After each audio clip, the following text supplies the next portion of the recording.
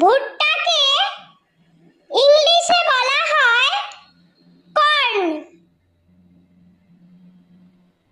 পেঁয়াজ, পেঁয়াজকে ইংলিশে বলা হয় অনিয়ন। Bit, bit